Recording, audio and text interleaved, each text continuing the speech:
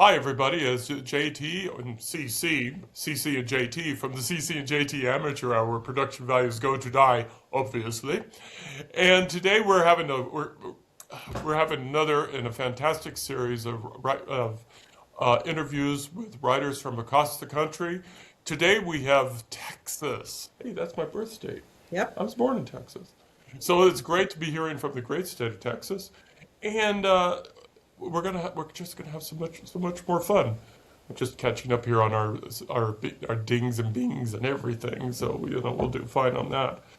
So today we have T.C. Ross. T.C. Ross is a fantasy writer and has a very interesting twist on the genre. And we were checking out your chapters beforehand, T.C. And so we've been looking forward to this. And we appreciate your patience as we've been getting all through this. So, T.C., tell us about yourself and tell us about your book. um, I'm I'm a native Texan, and I'm talking about blood diamonds today. And this is a historical fantasy. Now, Amazon seems to insist that it's a dark romance, sword and sorcery. They're a little off here and there. It is dark fantasy, but it is grounded in traditional values. And I write in a modern style, even though I reflect a more traditional background. And this particular story is a retelling of Beauty and the Beast, very vaguely. But it does go back to the original story, not the Disney variation. So I enjoy referencing that. And then as I went along, I discovered just how much I love folklore. And it wound its way into the story from everything that I ever read growing up. And I was heavily into tall tales and typical, Roman mythology and other mythologies around the world. And I figured out a way to kind of combine them and make them make sense. And it works great as a literary device for telling a good story. And I feel like it's a little bit unique. Okay, so let's talk about those influences because every writer has a muse. Every writer has an influence. So that's a commonality that we share around the world as writers. If you were to pick your two or three influences as you were growing up that led you down this path, who would you pick? Well, originally it would be C.S. Lewis. I mean, all of that taking of the ancient mythologies and connecting them together and making them make sense in the modern world at that time, so that they were almost seamless. Even it was in a separate world, but it was seamless with the experience of the time, and reflected. That was probably the first series I ever read that I understood was fantasy, and what fantasy was and could be, was through the Chronicles of Narnia. Yeah, I know I'm one of the weird ones that doesn't immediately jump to Tolkien because I never actually read Tolkien as a child. And then I will say that right now, are we on to our next questions? Oh, yes, I can ask another Okay, question. because this is more modern of what it was that, what my writing role models are for more modern right now. Hmm. Larry Correa is responsible for me. He had an appearance out here at our flagship Half Price Books, and he was the first author I went to a signing for. And he said that if he could write a book, then anyone could write a book. And I took it and ran with it.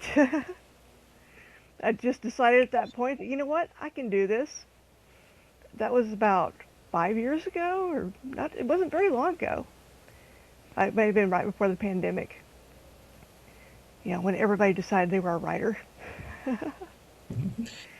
And also, Jim Butcher, I just love the way that, absolute acceptance of chaos in a story over um, as being fun and good storytelling over silly and just, not real literature. Korea is also great at that, winding in the absurd into a really serious story, and it makes sense, it's fun, and it doesn't take away from the seriousness of what he's talking about. And I want to do that. Well, it sounds like you're well on your way. And I noticed you've got a lot of mythology, but it seems like you're also into numerology a little bit because you're doing the seventh child, and your main character's name is September, which sept, I believe, means seven. So, where did that influence come from? Actually, that just came straight out of folklore. You know, there's the seventh child myth that seventh son of the seventh son of the seventh son turns into a werewolf. That's just old myths that I've heard. Along with the 13th child. Now, I took this one from the Jersey Devil lore. That Mother Leeds had that 13th baby and said, let this child be a devil. I ran with it. And it suddenly clicked that this explains something within my story that will be revealed later about, this 13th child. They aren't necessarily cursed, but because of what the parents wanted out of them, that is what they became. Kind of like a fulfillment of a prayer and a wish. The seventh child, seventh is for, God's complete number. These people are chosen and selected to be, to fight for humanity.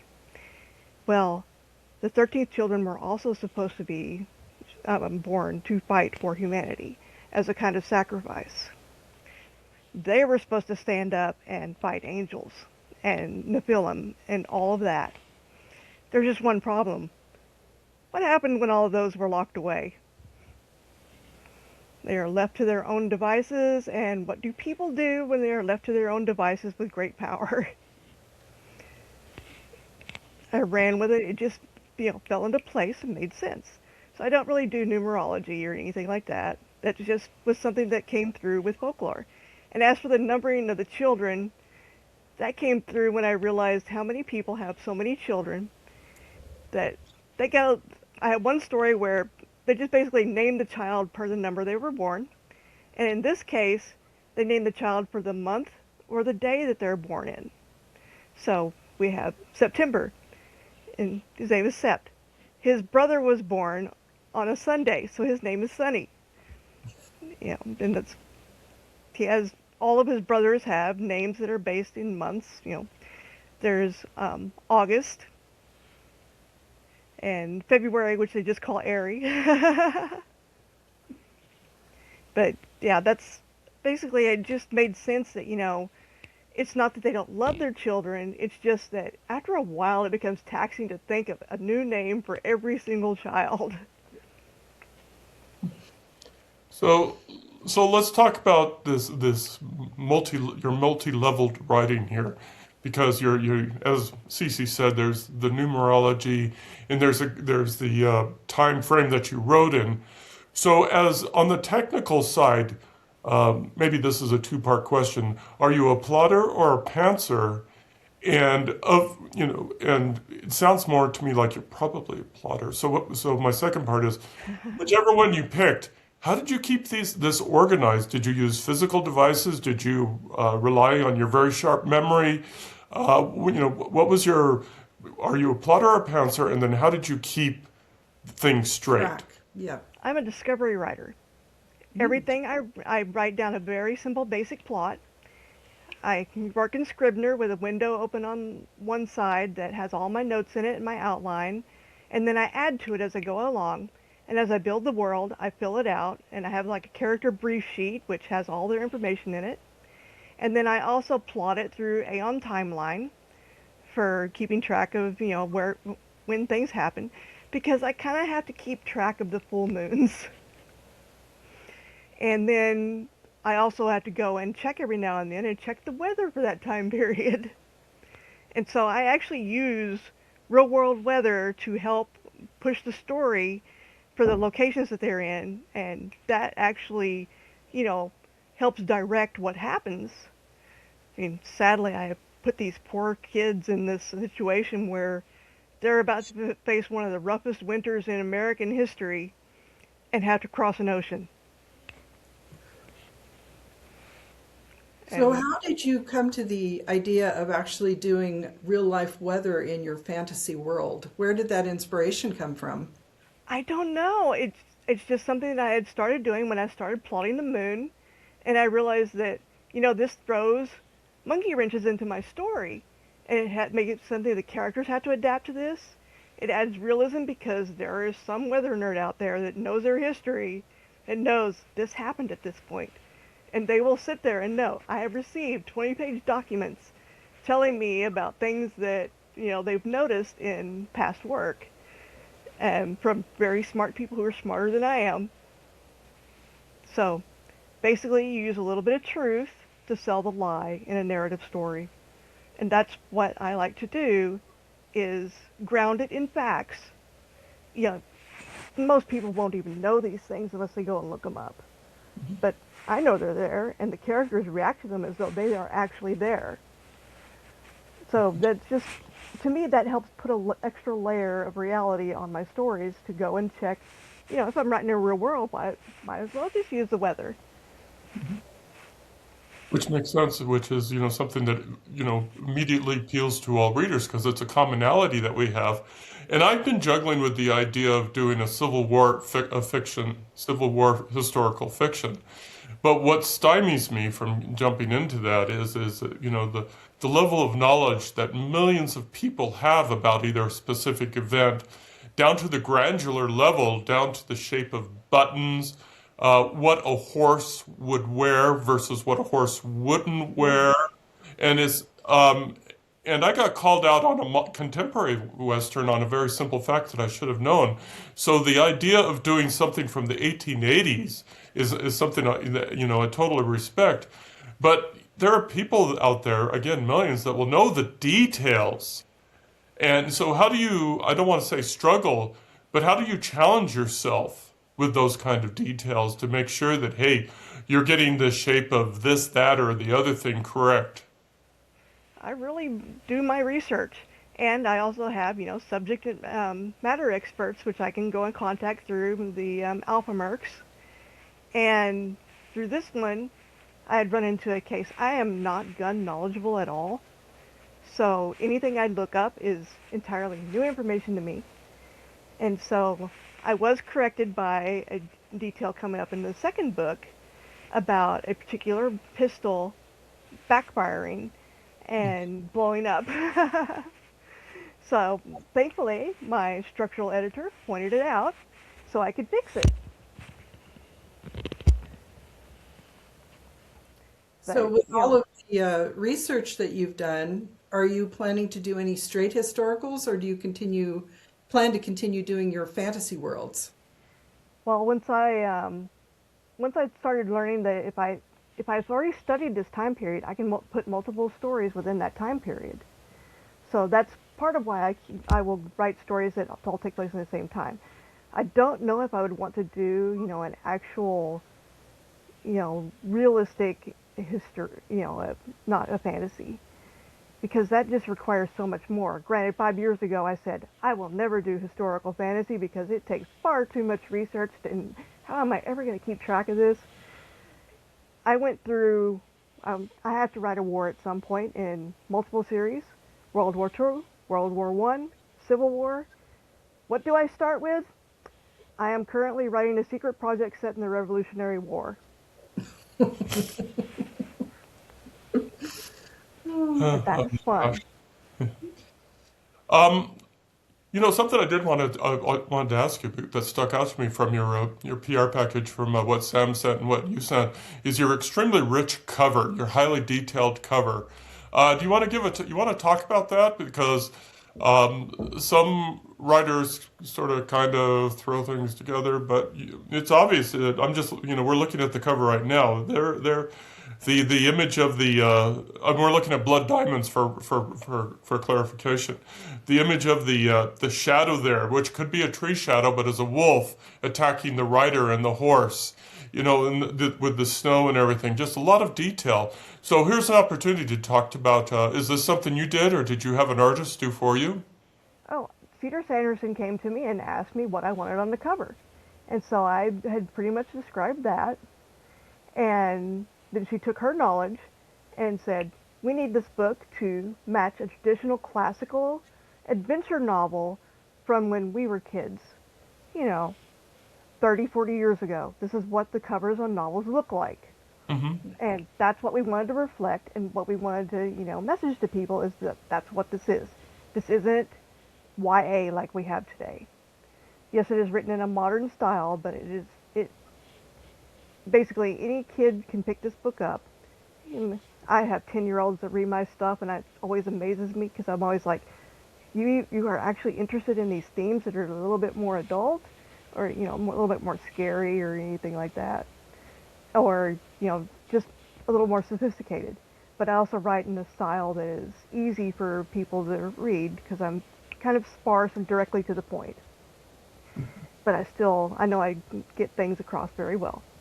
But she wanted to reflect, you know, what the content is of the book. No, it's not, most authors will be like, I want this character to look exactly like my characters. That horse needs to be black. That horse is supposed to be black, but I don't care because he would completely vanish in the cover against the silhouette of the wolf creature. Mm-hmm.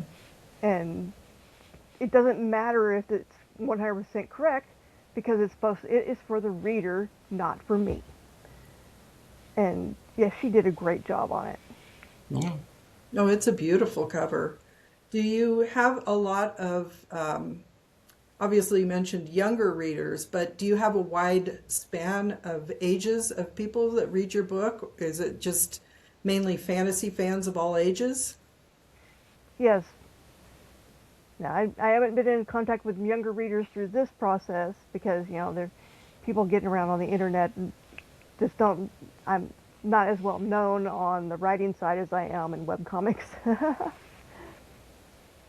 I used to have 10-year-olds contacting me all the time, and it would make me a little bit uncomfortable, because they're 10 and I'm an adult. Mm-hmm. And they're contacting me over the internet.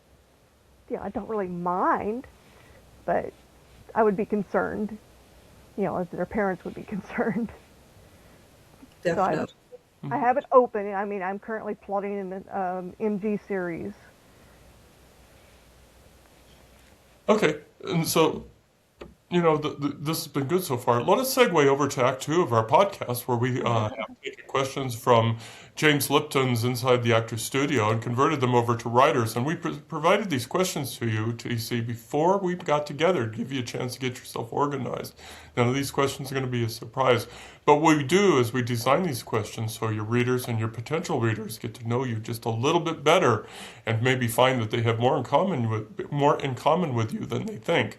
And so the first question is, what was your I am a real honest to goodness writer moment? Let's see. I'm sorry, I scrolled down and got lost. It That's wasn't when I was first published, but when I realized that the dozen stories I'd written in one universe were all tied together. Because I'd shared an event in each one of them that took place the same time period, even though the story spread through the past, present, and future. I knew exactly how they went together, how to connect them, and then realized that I had an actual universe and I'd just created it by accident. And then I realized, wow, I can actually pull all this together like a real writer. Well, that's a great answer. We normally get the first time I held my book, which I think we've all felt that moment, and especially if it's a first book. But every once in a while, we get a variation on that. And I really like the fact that you were thinking about how your writing came together as you did that. I kind of answers the next question, but Right. Well, I think we already did cover this because we Yes. discussed who your writing role model was and why. So why don't we move on to the next question is, what do you love about writing? Finding out what happens next. That's true. Okay, and then we're up to that one. Okay, so what do you absolutely dread about writing? The amount of patience it requires to get from, who is this person who just appeared out of nowhere? Or why does my MC have this item which came out of nowhere and I didn't plan on it at this point in the story?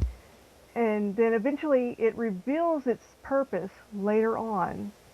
Much of the time, I'm just as surprised with a twist as the reader is if there's a twist in the story. Well, that's fun. So, what single significant life experience affects your writing for good or bad? Being relentlessly bullied for most of my life kind of affects how most of my main characters are. Even the ones who never deal with that in their lives, they all want acceptance by others, and they also want to be who they are and left alone, and they want the whole thing of acceptance, accepting themselves and being accepted. And sometimes they go through a lot of stuff to do this. Sometimes they don't go through anything at all and they just ignore it and plow forward. And I mean, that's just me. So, with the entirety of your professional experience as a writer, would you recommend the writing life to a loved one, and why? No. I believe if you're going to be a writer, you need to actually put the work into being a writer, not embrace the writing life. I say that in quotes. Writing life and actually writing are two entirely different things. Over the years, I've seen how people seem to want to be part of some strange club where they complain about writer's block, like it's tea time and imposter syndrome, in ways that seem celebrated over overcoming it. And I see that a lot, and it holds back people. That's very good. Eventually you start questioning yourself and going, am I a real writer if I don't experience these things? Because I don't actually have that problem. No, that's an amazing point. I'd never really considered it that way. So, the really fun question to wrap all this up, and we've got some very interesting answers. What is something unexpected in your past that we won't see in your bio?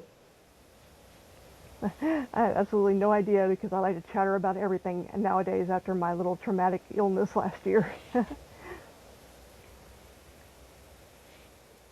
Okay, so before we wrap up, before we let you go, tell us where your readers, where we can find you on the World Wide Web, on the the information superhighway. Well, most commonly you'll find me on writer TC Ross on Substack. I do have a website, but that has been a little bit on the wayside for a little bit. That's tcross.us. You can email me, of course, there are various links and avenues to get there. Or you can follow me through Rank and Tier. And I am pretty available anywhere. I haunt Discord like crazy in between writing. Okay, excellent. So we want to thank T.C. Ross, the writer of Blood Diamonds, and this has been a very fascinating interview, and we've heard some things. It's fun when we do these interviews. Every once in a while, we get people who just like to throw something different in it, and different is good, and we like Yes. that. So we want to thank you, TC, for your very special insights into the writing and into your own special journey. And you can catch writers like TC and other folks on our website by going to carsonhume.com. Clicking at the top where it says writers, you're going to see a whole bunch of interviews like this with dozens of writers, not only in America, but around the world. We've talked to folks from Britain to Costa Rica to Korea. And the commonality between writers is that we all want to give you an adventure. We all want you to feel our feelings. And so TC is another fantastic example of that. And so TC, thank you. Thank you. Y'all take care now. Bye-bye. Bye.